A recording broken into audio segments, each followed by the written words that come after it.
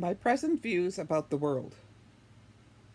The American Pretense of Equality, written September 7th, 2020. Pretense. Number 1. Make believe. Number 2. A pretext or excuse on the slightest pretense. 3. A false show of intentions or motives. Pretend. Claim or assert falsely. This is a definition from the Oxford English Reference Dictionary of 1996. When Thomas Jefferson, one of the architects of the American Declaration of Independence, wrote, "All men are created equal," it seemed like a noble concept to assert. This sentiment is part of the U.S. Declaration of Independence. Many were inspired by this progressive thought. However, while at first glance who would disagree, what was Jefferson's motives for making this declaration? Was it really because he wanted to include all men? It is very doubtful.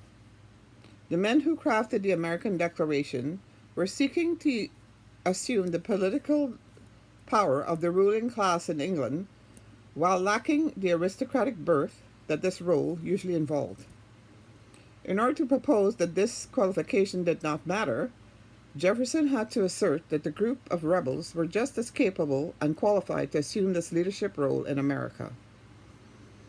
On closer examination, it becomes clear that the assertion that all men are created equal is a propaganda ploy that has several areas of fallacy. First of all, one would have to be created for this to be so, which would first imply belief in the Judeo-Christian faith. But if one reviews the creation story, we find that it was only Adam and Eve that were created. And since then, we just came through our parents and we were not directly created by God. So, thus, Jefferson had a religious bias that many do not share today by seeing that we were created.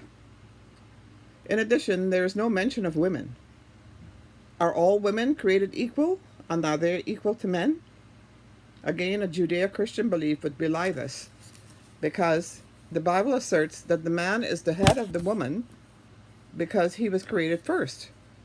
Yet, Americans cling to Jefferson's pretentious and self-serving assertion, which is just an illusion, contrary to Jefferson's word that it is self-evident. It is certainly not self-evident to me. Observing nature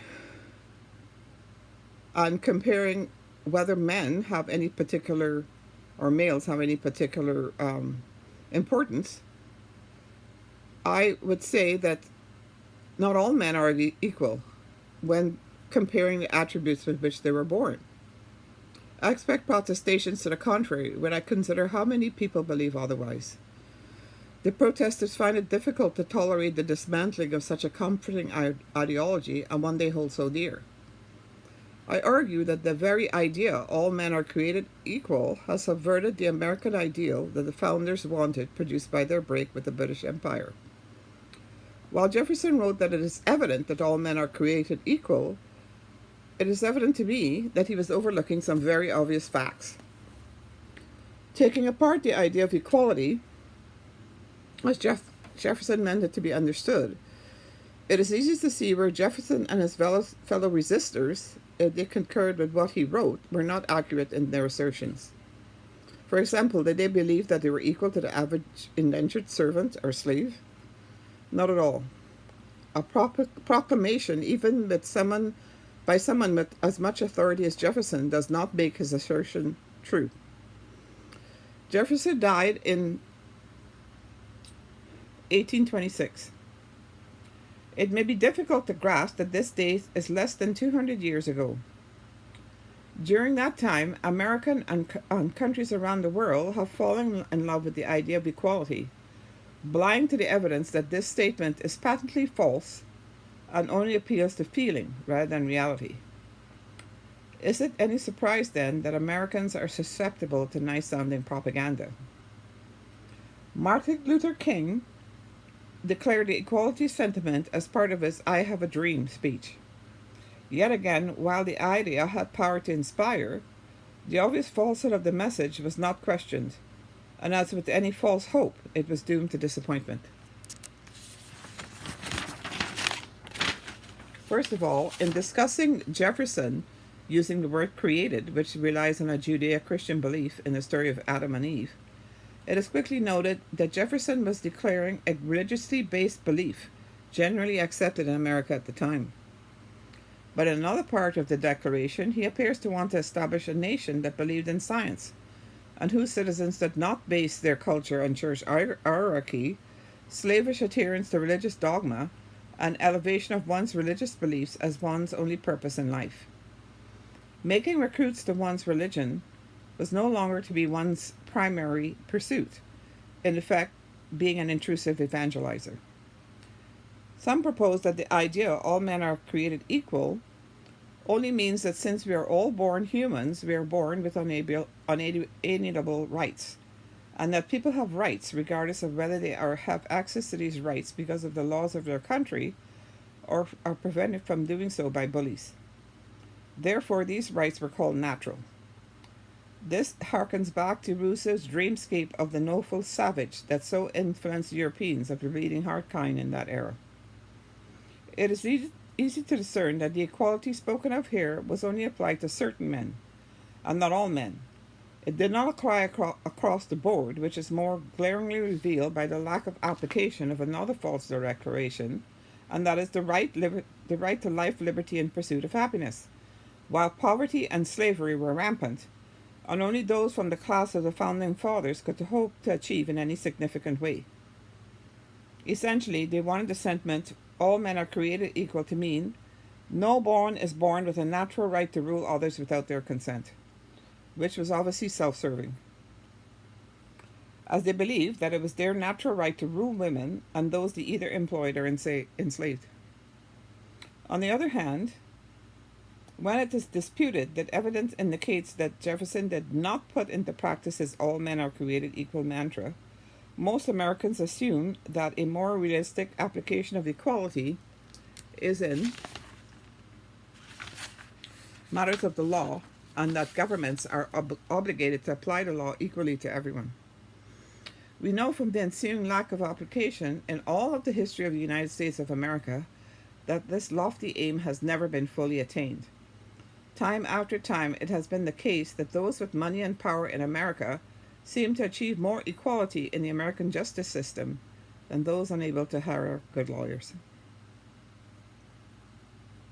Clearly, the founders recognized from reading history as well as from their own experience that governments are often the greatest enemy of individual rights, which often have to be fought for through protest and revolution.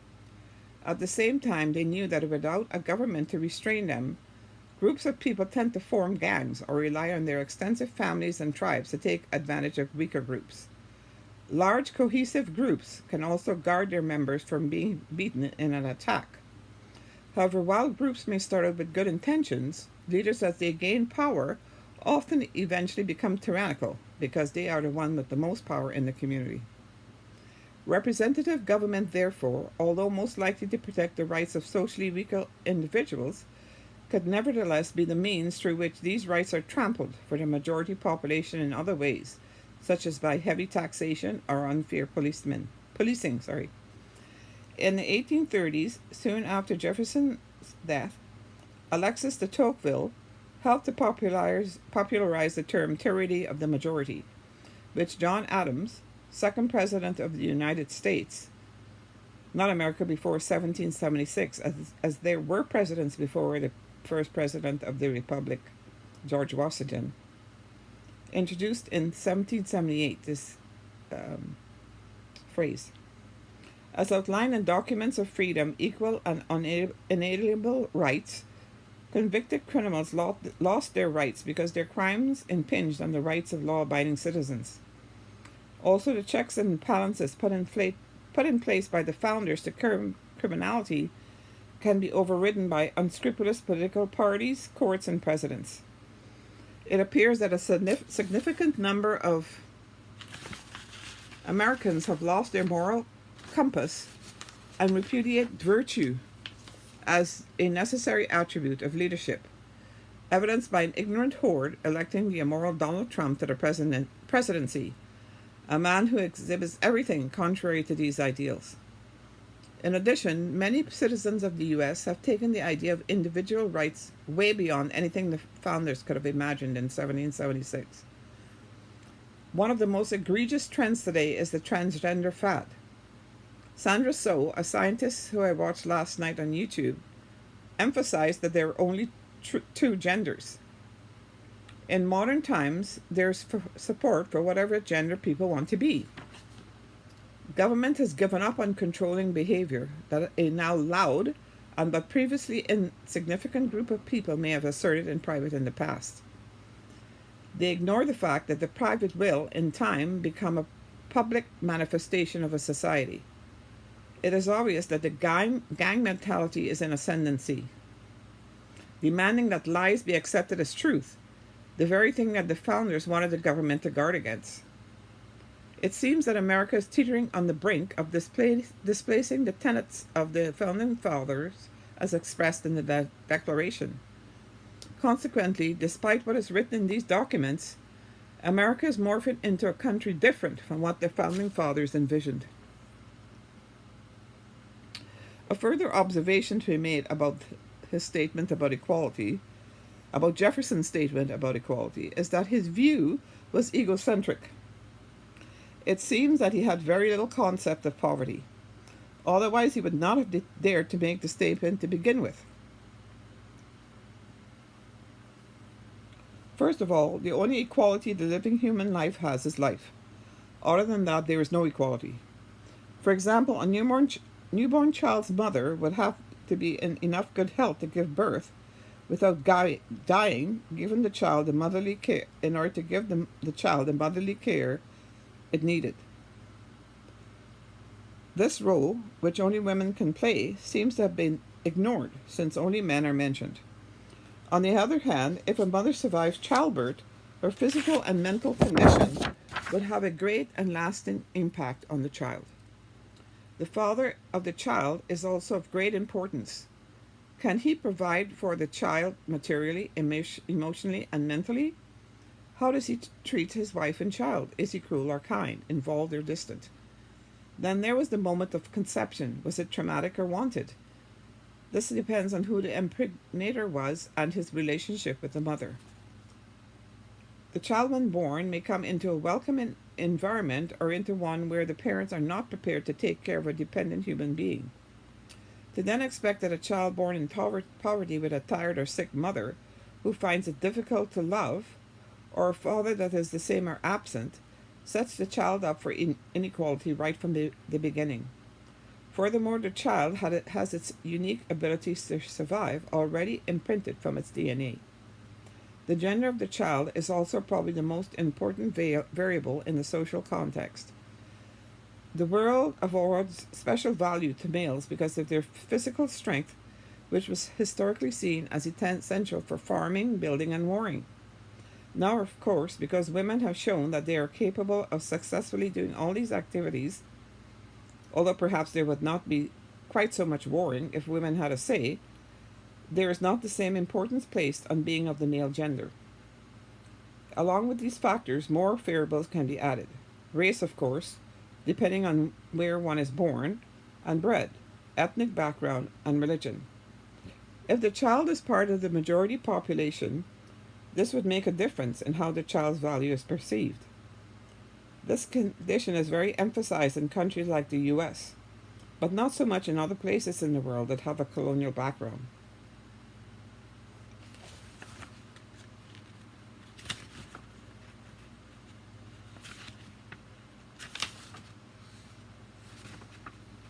Anyway, back to the hypothesis that it is a falsehood that all men are created equal. Added to the evidence in support of this claim is the importance of where one is born. In a conservatively religious country or society, one's position in a social strata is soon imposed. Along with their religious traditions imposing certain lifestyle, the personality of one's parents is significant. They may be kind or cruel, mature or immature, experienced or inexperienced. on a side moment, I now notice Madonna is singing like a prayer. This song is so optimistic and youthful. Remembering when I first heard Madonna's song, I think of the time when I sang on the stage with Gretchen and how she expressed her singing goals at the time. She doesn't mention opera as a genre she was interested in. Years later, I learned that Gretchen was now an opera singer who sang in the chorus of the Phantom of the Opera. I wondered why Gretchen got into singing opera. I conjectured that she probably would have been more famous and made more money if she had sung pop songs. I mused that she may have been thought that what she was doing was more dignified. I have also since learned that Germans are famous for their opera, and she is of German descent. Continuing the topic of why I believe that equality is impossible to achieve, I present the following argument. To give people the false idea that they are created equal and therefore have equal opportunities in the US has both a positive and negative impact. The positive impact is that people will feel motivated to obtain their highest potential. However, it can lead to bitter disappointment when goals and desires are not met because the idea is a mirage. Whatever the situation, inequality will always be with mankind, and Jefferson was too narrow in his outlook, which depends on whether he really believed what he was saying.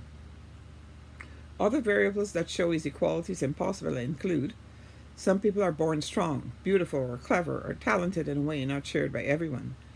They may have one of these attributes to such a degree that it is exceptional, or they may have all of them. Therefore, even the state of their humanity is not equal. Some overcome the disadvantages they are born with or into, whereas others do not. Some overcome tremendous disadvantages or a series of challenges, whereas others fail at the first obstacle. In America today, extremely talented, educated, and rich persons of African descent seem to want to drag their less advantaged compatriots up to their level, which is idealistic and impossible. They thus run into the obvious, that race does not make one equal to another of the same race, a fact they try hard to ignore. Plainly, some people have more ambition, talent, and intelligence, as well as the circumstances to achieve a great deal. They attain fame and fortune, and others just don't seem to want to, or think that they cannot, despite any advantage. Dickens's Tale of Two Cities demonstrate this, an example ignored and probably unknown in today's generation of digital information. Now we have aggressive movements pointing at systemic racism as the reason why so many people of African descent in America seem to be underachievers. This issue has assumed a significant amount of attention, especially by those in control of our media, such as advertising companies and certain news channels in Canada, particularly CTV, all based on one highly publicized incident where a white policeman is shown to have killed a black man. This black man seems to have been held to represent all black men who were ever mistreated in America from time immemorial, while the white policeman represents all white oppressors over the same period. Such silliness is almost unbelievable. Beside the variables already mentioned, another important factor that seems to be brushed aside is just intelligence level. This factor cannot be ignored. Some people take in information, compute it, and come up with the correct conclusions, whereas others are incapable of doing this with a high level of accuracy or are too lazy to pursue an idea with this aim. To block out the wrong-headed ideas of so many people around us, we must find our niche and isolate ourselves from exposure to the unpleasant, ill-conceived notions that propelled so many people in life. It seems to me that some people want to know more about the world they live in, other than what they absorb from family, friends, and mainstream media. I am one of those people. Others just want to live according to the biological script laid out for them by nature. They are content with husband or wife, children, and extended family as lifetime goals. Few pursue other goals, such as the personal self-fulfillment, which requires pursuing an education, or making and producing creations, or developing their talents to a greater degree. Finally, in my opinion, the U.S. Declaration of Independence is outdated. and new goals need to be articulated for the country moving forward. One cannot try to pattern a country's present and future aspirations on ideas that were once considered liberating and progressive because of the circumstances of previous centuries, but which are now obsolete. Almost everything has changed. There needs to be a thorough revision and updating of what the US Constitution initially proposed, to bring it up to date with the new technologies and discoveries that have accumulated over more than 200 years. Failing to do so will lead to the ultimate dislodging of the US from its position as a primary leader in world affairs. Some other country will take the initiative and produce articles of faith for the future that are more appealing to the world, and thereby assume the role of world leader. Unless those with the ability right the ship and propose a more constructive course, the ship of the United States will follow the path of past empires and suffer shipwreck, dissolving into the sea of time as an example of wrong-headedness and failure. I propose that the first step towards avoiding this outcome is to reject the notion that all men are created equal, replacing it with a more realistic paradigm. The mission statement of Alcoholics Anonymous appears to me much more realistic and apt. That is, accept the things we can't change. This means working to achieve the best we can with what we have, because we can see that there is really no equality. It must also be accepted that all situations in life are temporary, with the resulting anxiety that one may not be able to meet all the challenges in life successfully. There is unpleasant loss and forced changes that require accessing whatever resources one has, perhaps without preparation. While it is an uncomfortable situation to find oneself in, I have found that this is the way one grows. Holding on to a pipe dream such as all men are created, I fear will only lead to disappointment and the grimness of failure. Thank you for listening.